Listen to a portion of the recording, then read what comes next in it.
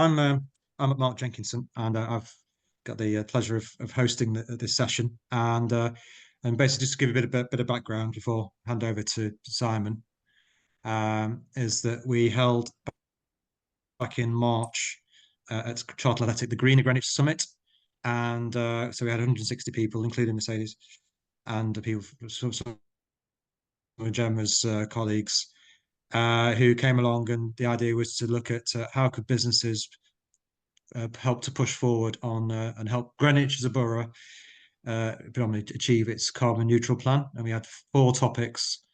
One was around basically empowering businesses on the net zero journey. One was around skills. One was around buildings. And obviously the most important one was around transport. And effectively the format was that within each of the topic areas, we had 3 or 4 people who kind of pitched their idea, and Simon's idea or initiative around green travel plans was voted by the overwhelming majority of people in the room, that this is one of the initiatives which would help to move the dial for Greenwich as a borough. But clearly, obviously, it's also relevant for every other borough, and even Sevenoaks. So welcome to Paul. So that's basically the reason behind this. And our ambition is that every single business, whether large or small, in Greenwich and beyond, has a green travel plan. And Simon is the expert.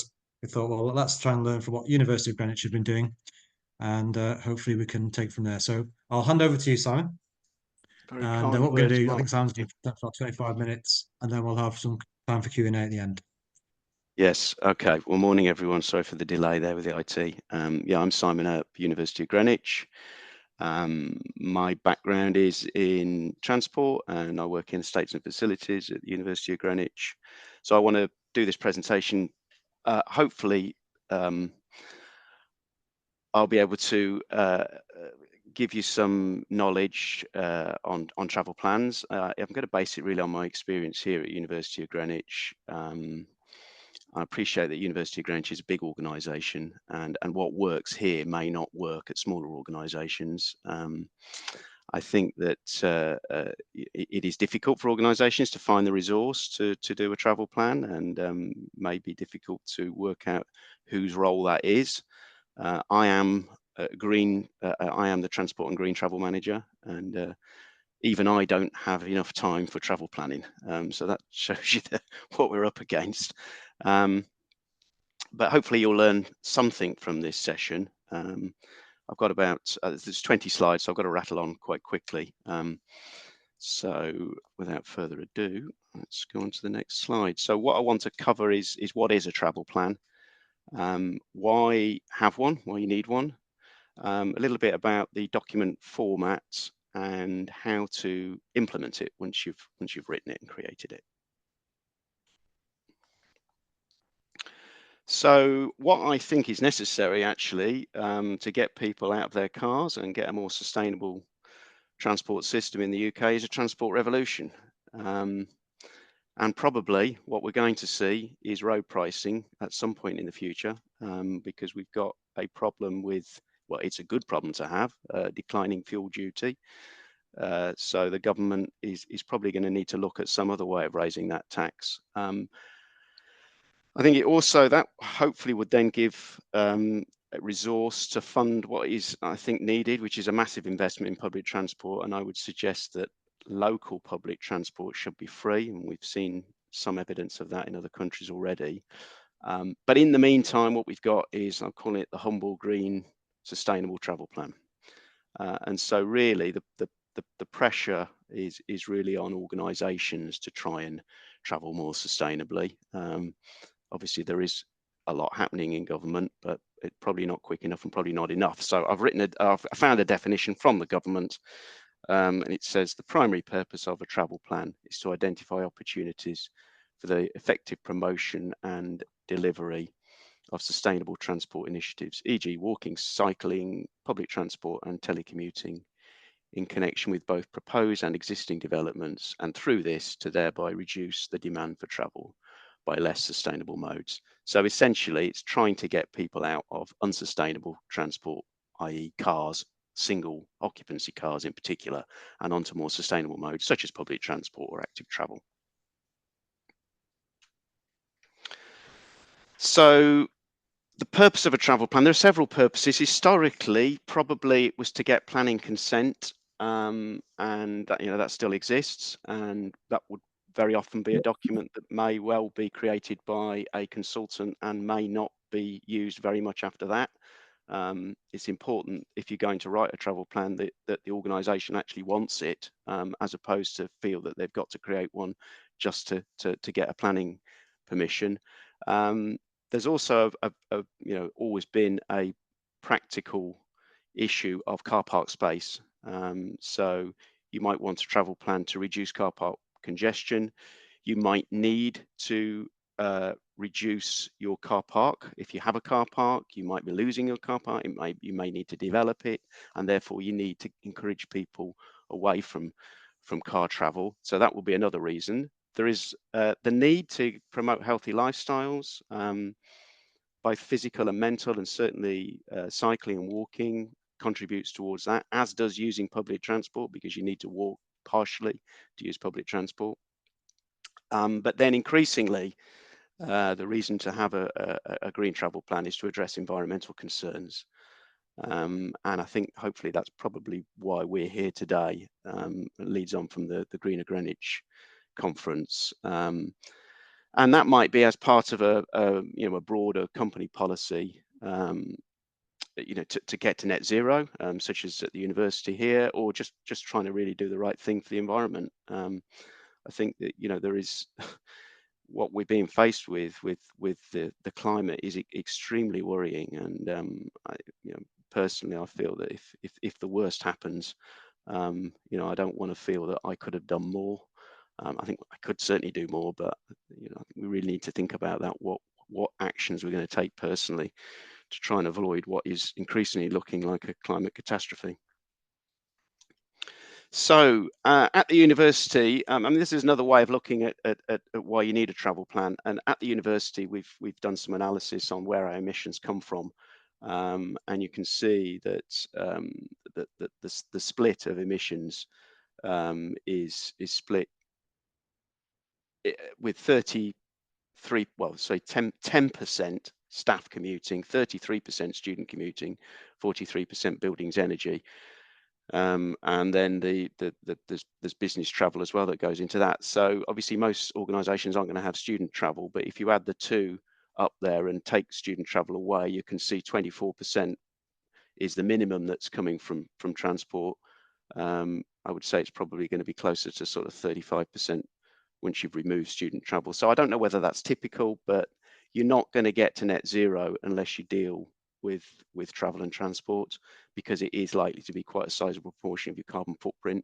I mean, we can go into scopes, appreciate that if you're commuting, the organisation is not totally in control of that. It's called scope 3. It's a consequence of the organisation, whereas buildings is scope 1. It is emissions that are directly being emitted as a result of that organisation. What I should say as well is that the supply chain emissions are excluded from that, and the supply chain, the emissions from our supply chain totally dwarf that.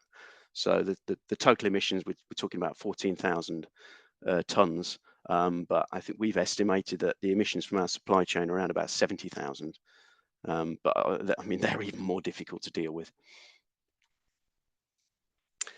So what we're trying to do is get people onto more sustainable modes, and there is a sustainable travel pyramid, sorry, which is often referred to.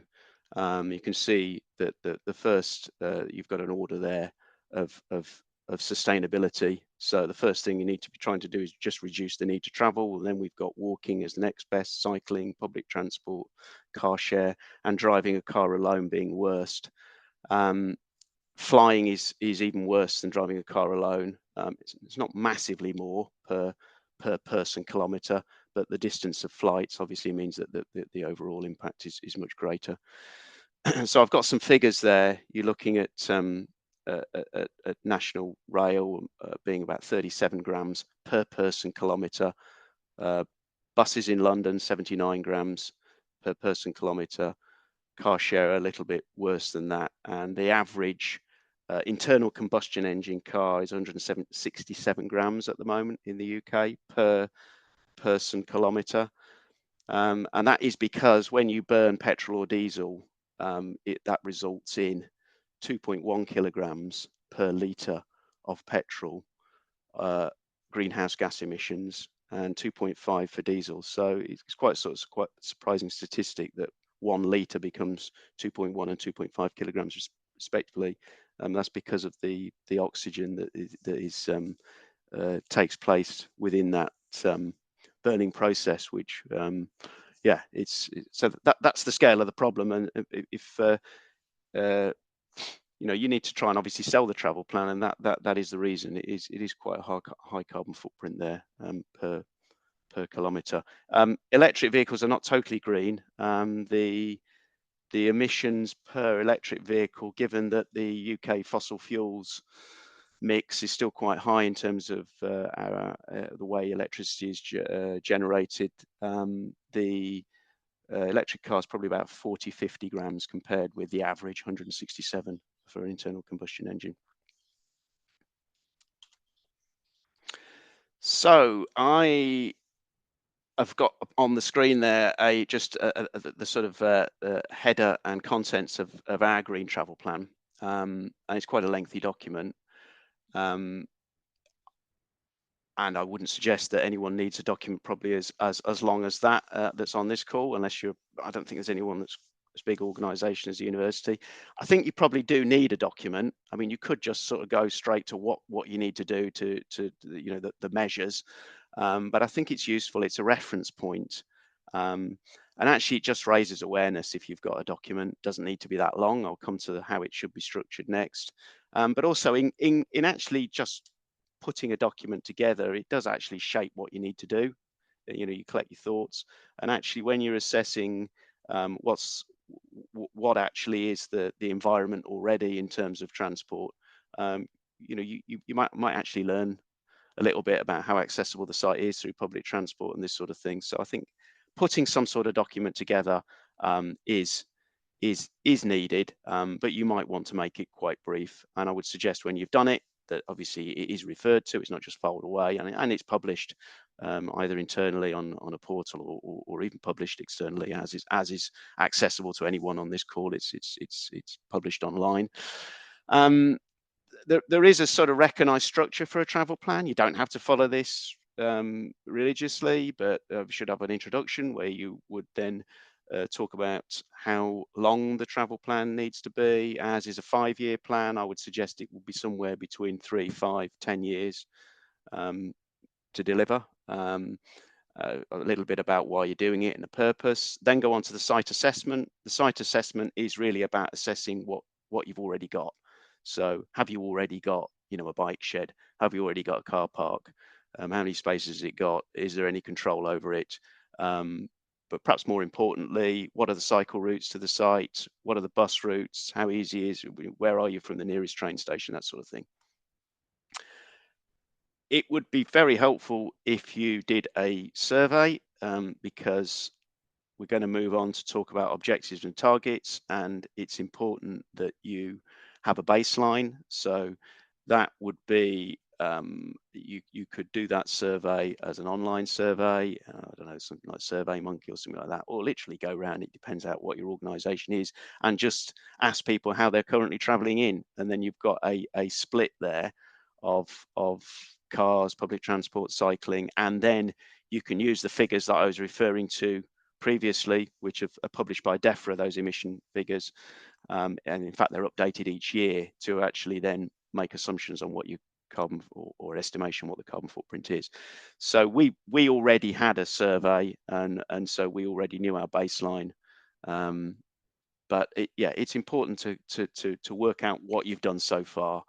What is the modal mix, car use or car, the mix of single use cars is, I think, on average around about 60-70% in the UK. I think it's about 70% actually, less in London clearly.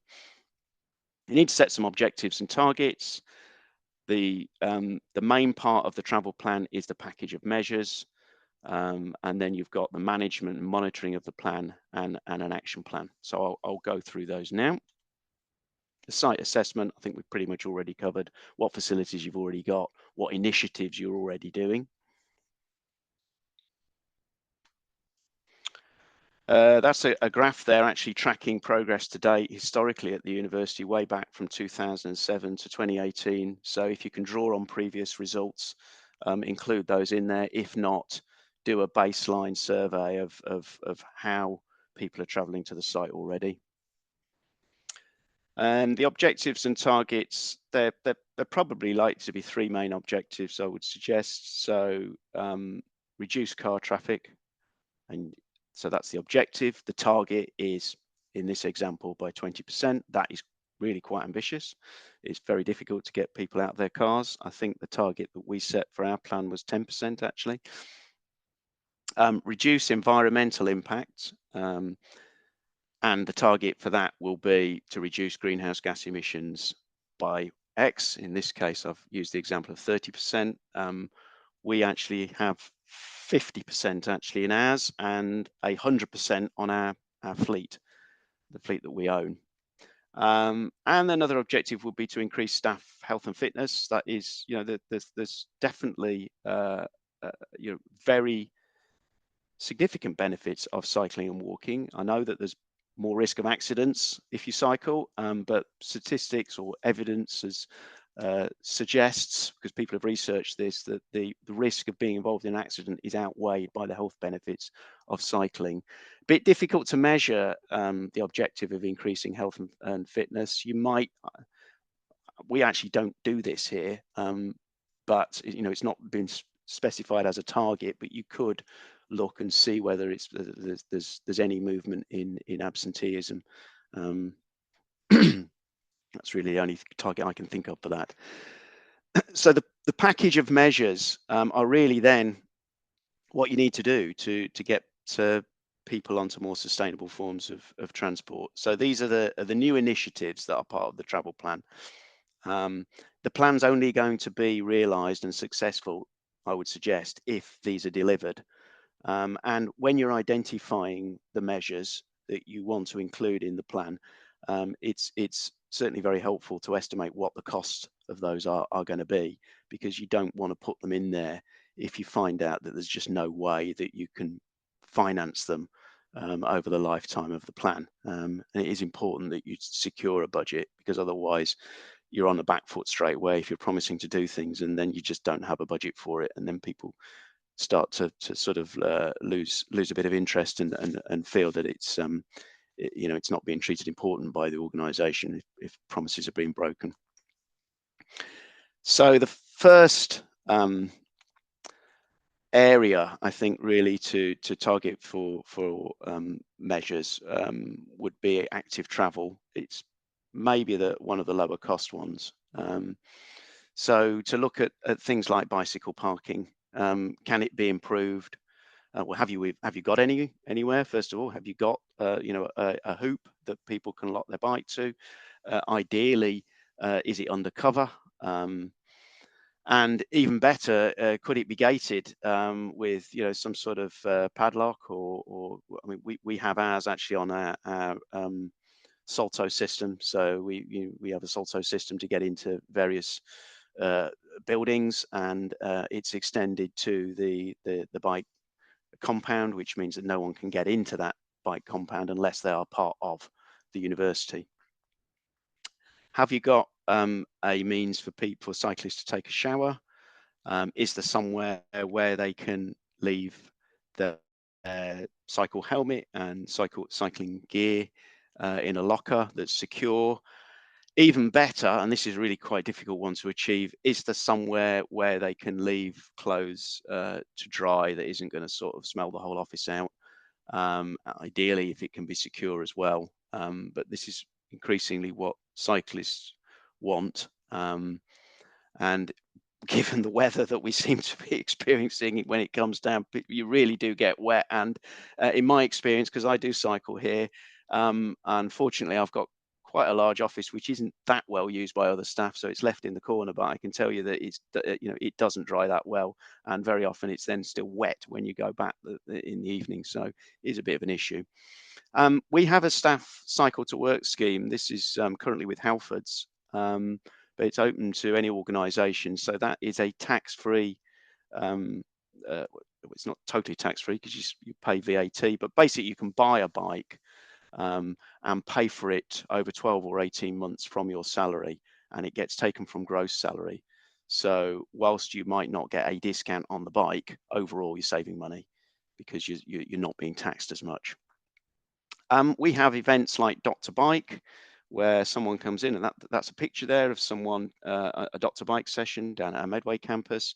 So Dr. Bike comes in and sort of looks over your bike. It helps people that good bikes. You know, if you're regularly cycling, the bike does need maintaining, and Dr. Bike is a good way of just giving a sort of check over. Dr. Bike sessions are put on by Greenwich Council. They might be in your area. It's certainly worth sort of looking out for that.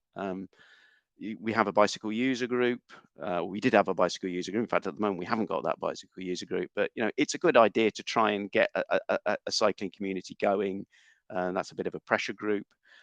Promote the police marking bike register is another good thing, because cycle theft is an issue, and if people have got their bikes registered with the police, it's far more likely for them to be returned. Public transport is if you can incentivize public transport, that is great. If you can provide a works bus, even better. I mean, the university has a huge bus service. I appreciate that's not necessarily going to be an option for most organizations, but what you could perhaps do is look at other businesses in your area. If you're on an industrial estate, if there's any opportunities to even, you know, to sort of fund a minibus just you know, from the station in the morning to the industrial estate and back again in the evening. Or can you provide a season ticket loan? Again, this is something we do a little bit like the cycle to work scheme, so that a season ticket, it's expensive, but if it can be loaned by the organisation and then paid monthly through salary, that's a good way of incentivizing public transport. It's difficult to incentivize directly public transport in London, obviously with TfL. We actually do have a scheme where we offer discounts to people down in Medway, to our students and staff, with the Arriva buses, but obviously it's not a regulated environment down in Medway, so it's a bit easier to do that sort of thing. Car travel. So, I mean, a travel plan shouldn't punish motorists, but you do need to. There does need to be a little bit of a sort of stick as well as carrot. So I would suggest that you might want to look at making it a little bit difficult for people to park. You might want to control that by some sort of permit. You could impose a charge if you're not already. If you're going to impose a charge, it gives you some money that you can then invest in the travel plan, which is the idea. So we don't make any money out of our car parks. It's all reinvested into the travel plan. If you are going to put a charge in the car park, and you don't want that, you know, that you know, that is, and we could do a whole session on that, but you would need probably some signage in the car park or a barrier. Or otherwise it just becomes very difficult. It's a very emotive subject, and I think you need to sort of tread carefully if you're going to start charging for parking. But if you have a big car park and it's free, it will be difficult to attract people out of their cars. Car sharing is a good option. It may be if staff live in areas where they're not well served by public transport, it's perhaps the only way that they're going to be able to travel more sustainably, unless obviously they can invest in a greener vehicle. If you can provide electric charge points.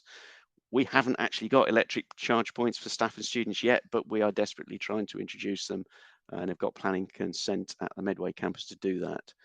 There's also a scheme similar to Cycle to Work, which is a car salary sacrifice scheme, which is a way of staff buying an electric or leasing an electric car and paying for it tax efficiently through their salary. it is quite a difficult scheme to administer. We're introducing it at the moment, and I'm not sure I would recommend that for small organisations. There's quite a lot to it, but it may be worth investigating.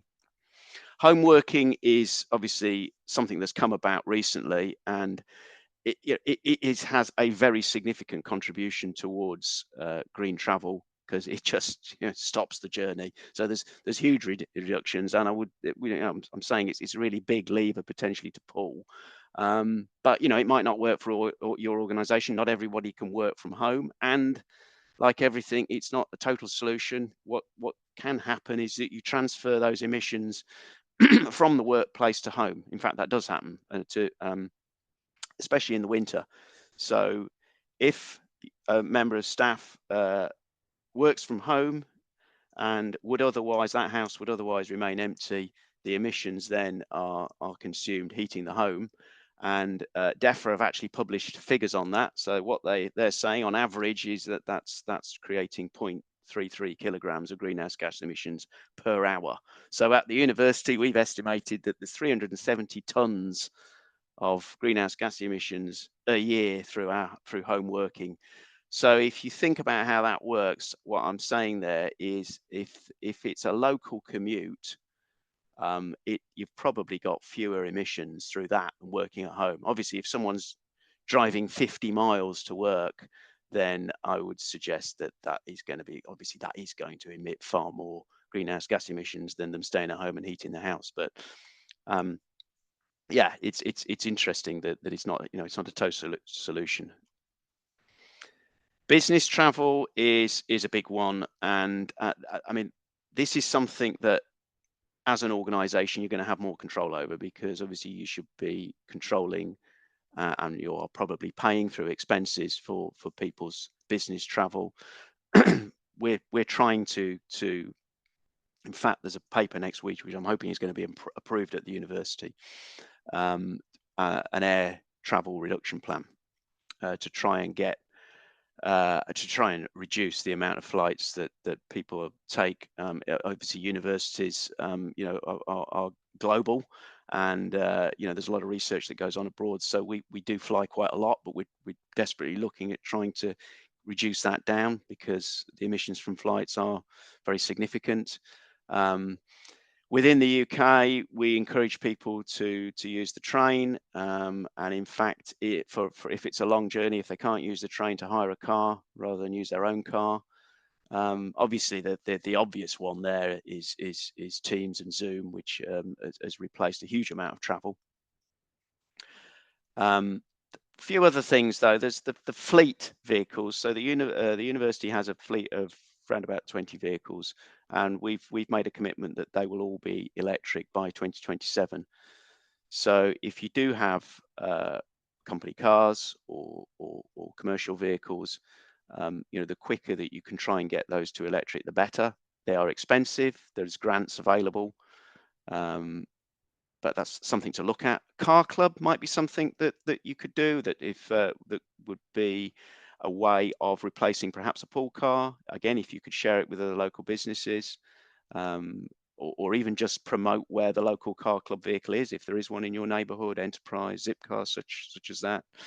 And if you are doing deliveries, in a small area, cargo bikes seem to be taking off quite a lot. There's quite a few of those knocking around London now.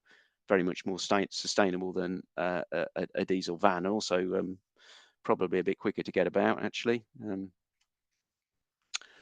There's also soft measures. What I mean by that is things like actually running competitions or promoting apps, sort of gamification of green travel. We were with a company called Better Points, and people can sort of record their cycling, walking, even car share on that, and that gave them points, and the more points you get, the more chance you got winning prizes, a bit of a sort of league table, that sort of thing. So an app is a good way of doing that. You could do it more informally, even perhaps within an office. You do have to be careful about people cheating. There is a certain amount of trust, particularly with things like car sharing. Did you actually car share? Or are you sure you walked today, or did you just park down the road and walk in? So you have to be aware of that. But incentivizing sustainable travel in a fun way is a good way of looking at it. And then sort of obvious ones, like you obviously need to raise awareness about the plan. You know, is it on the staff portal or the website, posters, e-marketing, webinars such as this, team meetings. And when you've got all that in, you need a way of monitoring it. So, you know, after it's been introduced, maybe a year down the line, do another survey, either online or in person. Some sort of count, perhaps in the car park. Again, you need to do a baseline so that you can compare it first. So do a count now, do a count in a year's time. So that could be a count at the car park, or if you've got technology, the ANPR camera can count it for you. How many bicycles are in the bike shed compared to when the scheme started? How many people are using the Works bus or car sharing? And then you can look at the DEFRA emission factors to measure that, and hopefully come up with a figure that is fewer emissions than it was before. And what you should then have is an action plan. So you've got all the package of measures that you've put forward. You hopefully have committed to monitor regular periods, and all that can go in an action plan, sort of an Excel spreadsheet with dates of when they need to be looked at, who's going to do them, and when, and you can do a sort of red, amber, green analysis on that, so people can see at a glance what's done, what's not done, what's in progress. I touched on it earlier. I am the travel plan coordinator here. It's important that there is a travel plan coordinator. You probably have to accept that that's going to be someone that's going to fit that in amongst their existing jobs. So they're going to be part-time. It's unlikely you'll be able to appoint someone full-time unless you're a large organization, or just someone that's going to champion it. You could consider you know, forming some sort of working party to deliver it, so it's not all just on one person, and that might want to report into a committee, so you've got senior management buying in, so there's some sort of reporting structure. I think I've covered the baseline data. Very important that you agree, obviously, a budget, and that needs to be probably capital and revenue. So if you're investing in, you know, a new bike compound, then that's going to be capital. Revenue is going to be things like, you know, I don't know, pay to manage a car park, or you know, buy a car share scheme or something like that. And as I say, review it regularly, amend it if necessary to stay on track. It needs to be a dynamic document, not something that's just sort of set in stone. So thank you. I've rattled through that. Sorry, probably far too quickly, but I was aware we got off to a bit of a bad start, and I'm not sure how much we've got now to go through questions, but I'm happy to take them. Thanks, Simon. We've got about 4 minutes, but I guess Anna, you got a question? Yes, please. That was really interesting. Thank you very much. I think I've got a lot of work to be done.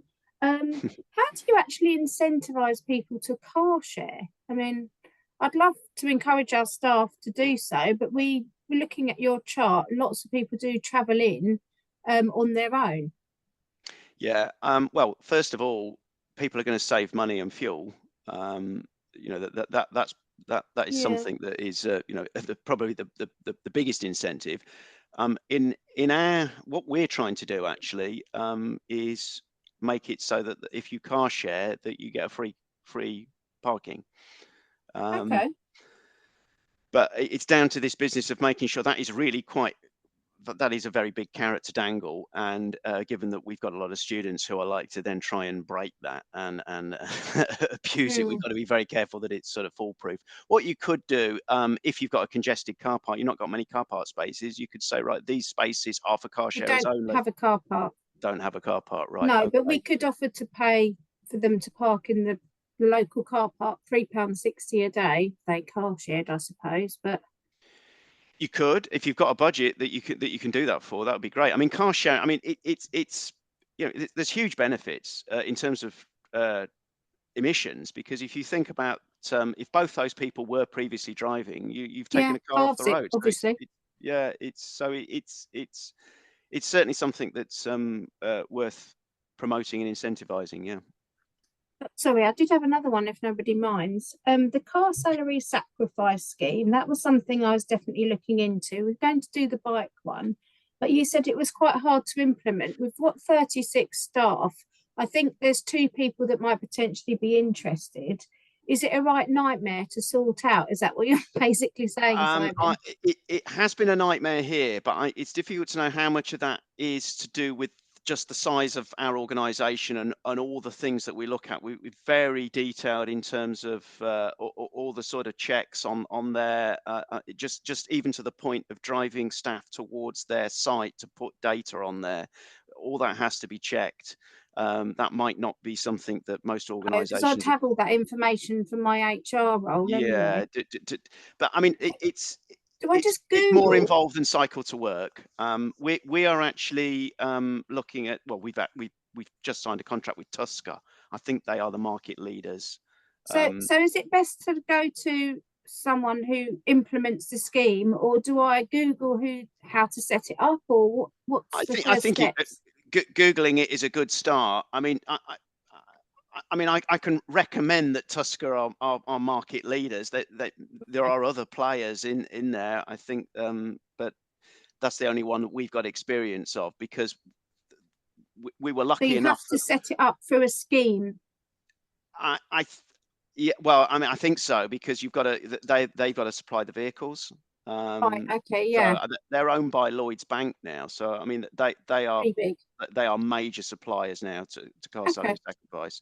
So as I say, it's only just looked into it.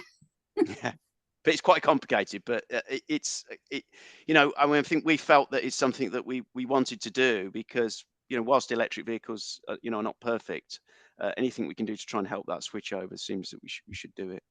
Thank you. I guess you need a good accountant, do you, to help you? Yes. I think our payroll department weren't quite so keen about implementing it, but I am quite scared about the payroll department in this. Yeah. I'll feed it through the MD's email myself and then pretend it was all her idea. It'd be great. We'll cut this bit from the recording. Yeah, thanks. And Mercedes, did you have any questions or comments? Or? Not any questions. I think for me it's really simple, because obviously it's just me in my business. I don't have any staff, so I don't have to worry about how people are getting to work. We are very simple in the fact that we drive a second-hand electric van. We only cover 45 miles. We won't go any further. And when we are driving, we try to hypermile, so to make sure that our charge lasts as long as possible, so that we don't have to charge as many times. And if we have to charge while we're out, we do try to find 100% green energy chargers, although those are few and far between. But yeah, so our travel plan is about half of an A4 sheet. So well, I mean, it sounds like you're doing the right thing. I mean, this is my point earlier. You don't want to spend all the time creating a long document and then not deliver it. If you're actually already doing it, you don't really need to worry too much about the document. But I mean, obviously, it's nice to have both. But I mean, it sounds like I'm preaching to the converted here anyway. So. Okay, well, I obviously don't want to put words into your mouth, so but I'm sure if Anna has lots of other questions, maybe we can broker some. But yes, please, that would be good. Sure. Right, well, if there's nothing else to add, or any other questions or comments, hopefully you got enough to get yourself started, Anna. Plenty, thanks. So I'll just say thanks to Simon. There's just a couple of things. So what we'll do is, unfortunately, I haven't got the chat open, but I will, if it's of interest, share the Green Greenwich Summit output report. So I don't think you may have seen Anna. Where are you based again? Sorry, you're based in. So we've got offices in Eltham, which is London Borough of Greenwich, and Chislehurst and Croydon, and Sevenoaks and Tunbridge. Yeah. Okay. Whereabouts in Eltham? Passy Place near Argos. Passy Place near Argos. Actually, we've just moved some of the staff to save costs and emissions to our Chislehurst office, but the office is still there. Okay. Yeah. But yes, and then there's a consultation, a couple of consultations coming out from the Royal Borough of Greenwich, and we'll share those in the kind of post email. But it would be good to get some people's views on. I've got to go. I'm so sorry. I've got an appointment now. Yeah, fine. I'm connected with you, Mark, on LinkedIn, so I will message you later if that's okay. Yeah, perfect. Great. Thank you. Lovely. Thanks, Anna. And, Thank you very much for your time today, everyone. Appreciate it. all right, No thanks. problem. Gemma, did Nice you have a to- comment? Do you? No, I was just going to say that was really, really useful, Simon. I just like the way that you broke it down. So it is quite straightforward for the businesses to pick that up, hopefully. And through the Better Futures program as well, we can also help businesses on this aspect too. So thank you so much for today. You're welcome. Well, we can send you. Obviously, this will go on the website, so we can you can always divert people to Simon. He could be the London's green travel Guru. plan czar guru. Perfect. Thank you so much. Okay. Well, thank you. Obviously, I guess we could stop recording, but thanks again, Simon.